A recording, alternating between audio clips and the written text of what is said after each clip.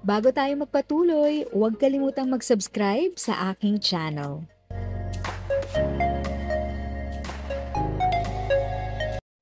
Thank you sa pag-click ng aking video. Good day po sa lahat ng mga nanonood. Sa mga bagong viewers at napadaan lang, by the way, I'm Tita Eda. Welcome to my channel.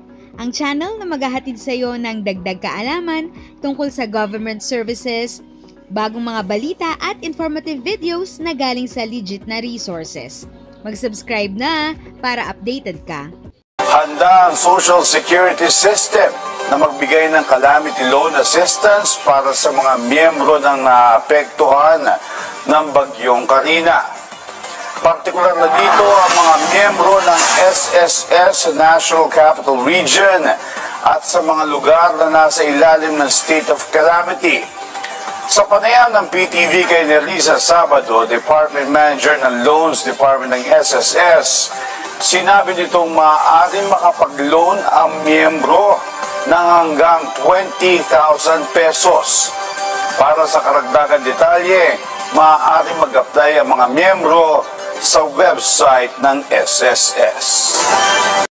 If sa tingin mo, natulungan ka ng video ko na ito, nakasave ka sa oras mo, you can click yung thanks button at any amount ay malaking help sa pag-grow ng channel ko. Yun lang po muna ang aking update. Sana ay nakatulong na dagdag kaalaman ang aking shinare today. Ang goal ng aking channel ay mag-create ng awareness.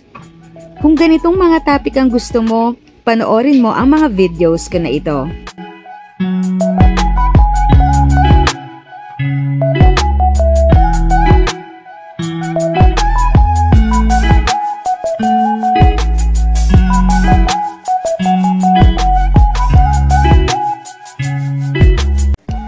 Thanks for watching! Kung may kapamilya, kaibigan o kakilala sa tingin mo ay magiging interesado sa video, please share or tag sila sa comment section. At syempre, if nagustuhan mo ang video, i-like mo na ito at subscribe ka na din.